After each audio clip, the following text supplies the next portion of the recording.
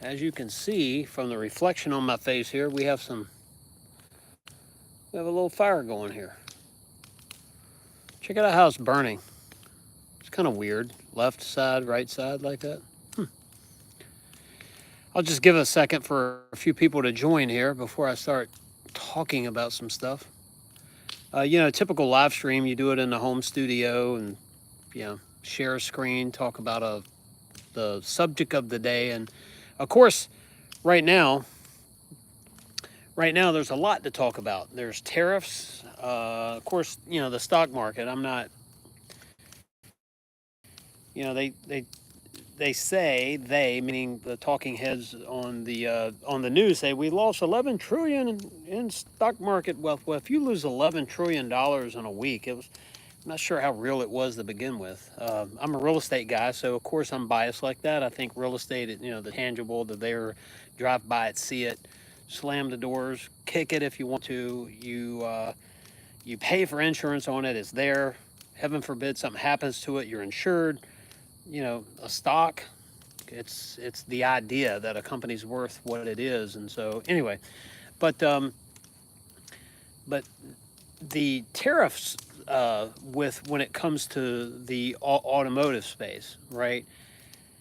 Uh, I mean, not to get political, because that's the last thing I want. Because we can have different opinions. I'm not one of these people that tries to convince you that my way is the right way. I just know as a business owner that I've seen this imbalance, this fairy tale that if we can't sell to other countries, but without paying a 200% tariff or a 90% tariff or whatever it is, but then heaven forbid if we put one on them.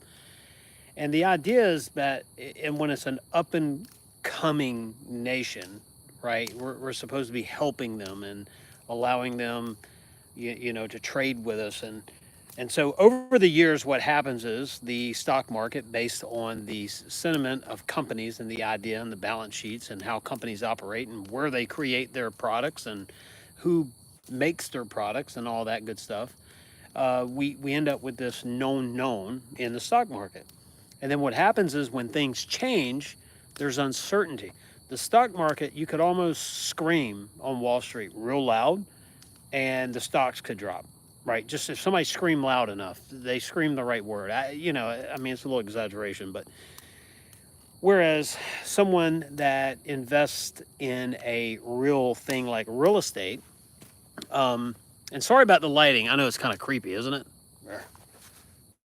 Sit closer to the fire. Here, do we look at the fire? We do this, but look, I want to talk to you. Like I said, oh, there we go. A voiceover to a fire in the backyard. Isn't that nice? So first of all, this weekend, I'm trying to take a little time off here. It was a year ago. I lost my mother tomorrow, actually, and it's been stressful. Yeah, it's been stressful. It's been a time to reflect and think about life and how much time you spend with people and what you do, and which will bring me into what I'm going to talk about in this YouTube video after tariffs. But let's get back to tariffs. How do we like that? So, yes, things are going to increase initially.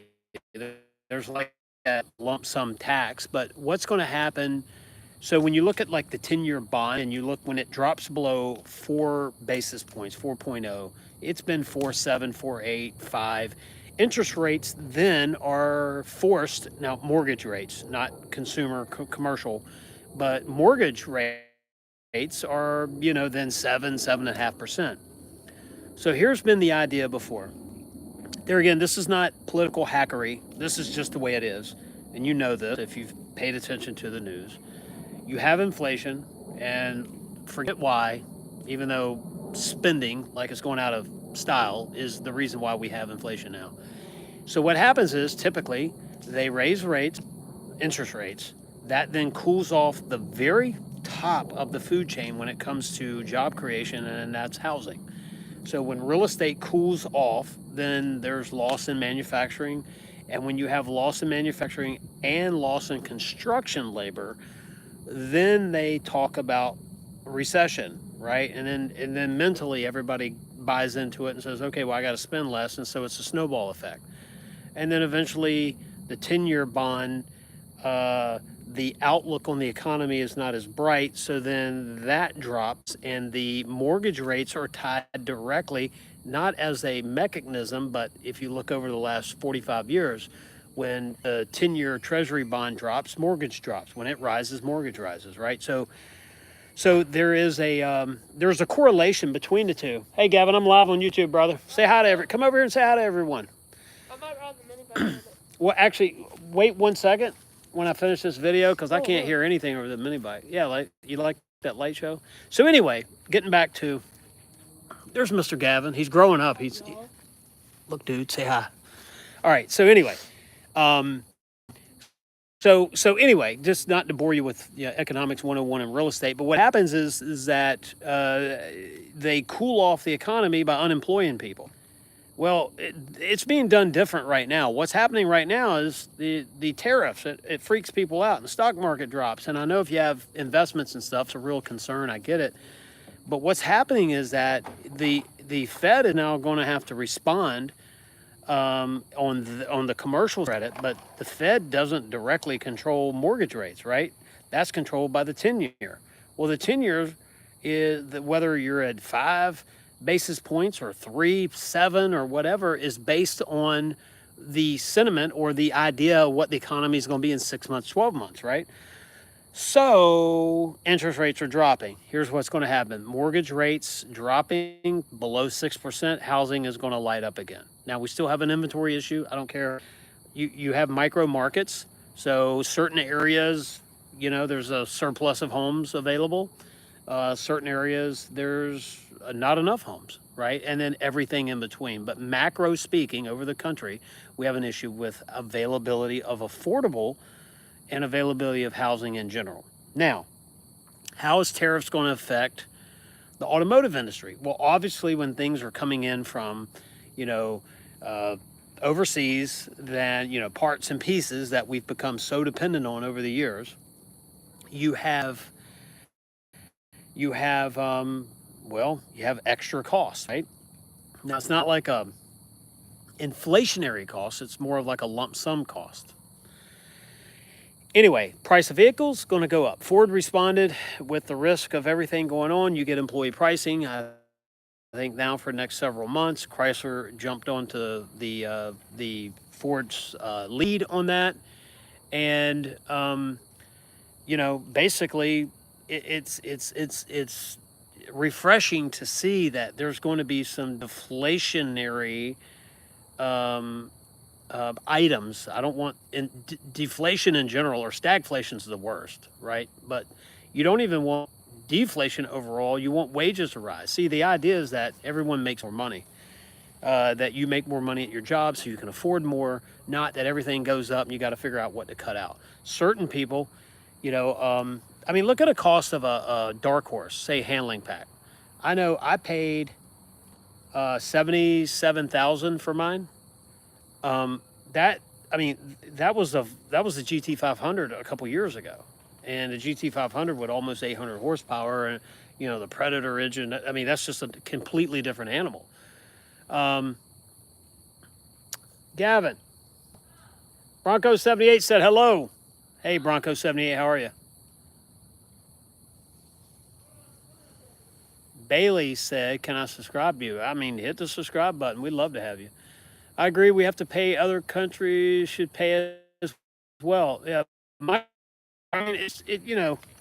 at some point, you got to ask, well, how's everyone freaking out when it's been happening to us? And I tell you what happens to us. Pamplin City, Virginia. You drive through Pamplin City, it's vacated. Right? There may be 1 or 2 residents there, but all in all, there's like no one there, right? And this place used to make terracotta ductile pipe. Obviously, the industry went to PVC, and that's kind of what took them out, right? So, okay, maybe this is not a great example. But they had other industries in and around the Pamplin area. That place is a ghost town now. As a matter of fact, I had this crazy idea years ago to rebuild Pamplin. I wanted to, the heck with flipping a town, flipping a house. I want to flip a town, and I pitched it to a TV network, and they loved the idea, except they didn't like the idea of trying to fund it. So funding is what killed that idea. But we wanted to flip a town. right? Bring a town back to life. But I think what has to happen is, you have to have industry, and industry can't be offshored. So look at the automotive. Cars built here, it's not going to pay a tariff. Cars built somewhere else, brought into the countries, are going to be a tariff. So, look, I don't care what side of the political thing you're on. I could care less. I just look at some point in time, someone has to say, how long can we keep running our debt up and keep living this way? And at some point, what do they say? The chickens come home to roost. And I don't know what the answer is. I just know, like, for example, home building. We can't build enough houses. First of all, you can't fund enough because a lot of people think, well, it's easy to get financing. We can get a mortgage, but a builder getting capital from a bank to build a spec house, they still think it's '08. They still think like, we're in the housing crash.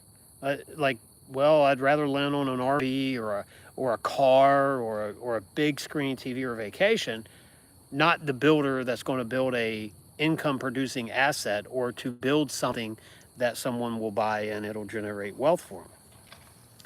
So private capital is where it is. I mean, as a matter of fact, that's why we started a private capital company. I mean, to fund our own builds, for Pete's sakes, because I'm tired of banks. I'm tired of dealing with the banks.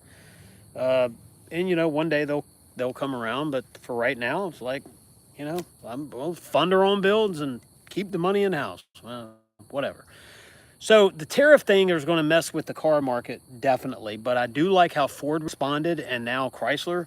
I mean, I don't even know if it's still Stellantis, Dodge, Jeep, Chrysler, whatever. But you know what I mean. The other big three, the other third of the big three. But I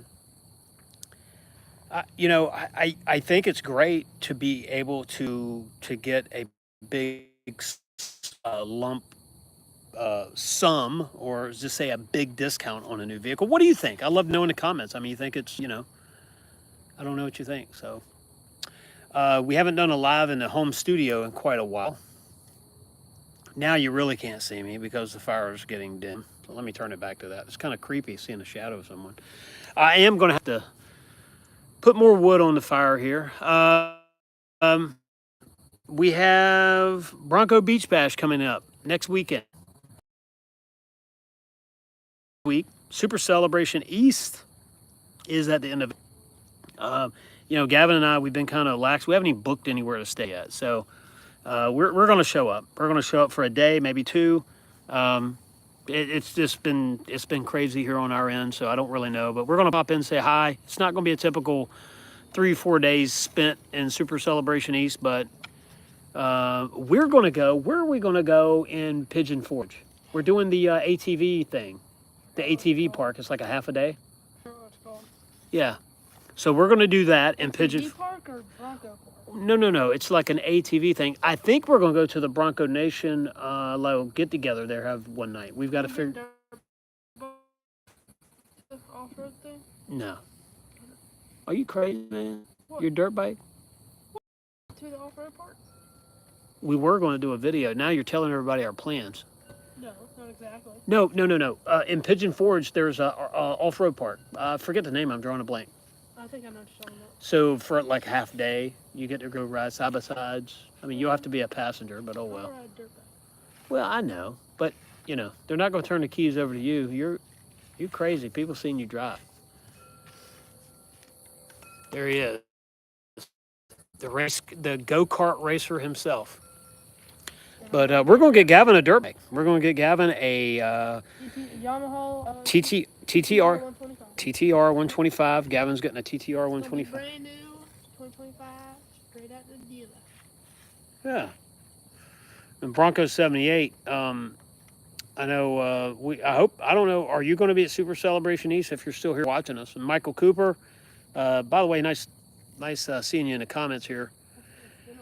Yeah, it's been a long time. If Gavin would do these live streams with me, I'd start doing them once a week. But he's over. Yeah, what are you busy doing? You want to tell everyone? Making baits. Making what? Making baits. Making baits. You want to explain that? Why I put some more wood on the fire? Here you go. Yeah. Here, hold that. Tell everybody what you're doing exactly. All right, now, wheeling. Remember, you're filming it. You're gonna make people motion sick.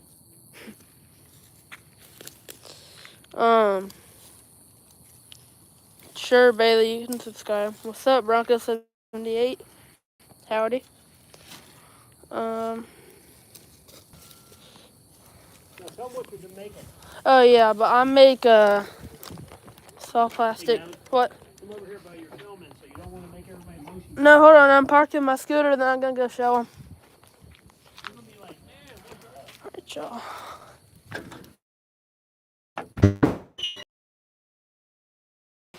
The baits that I make. What?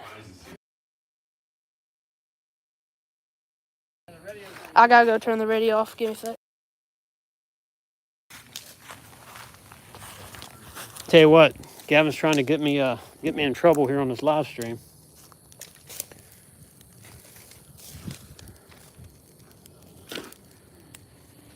Well, there's the fire.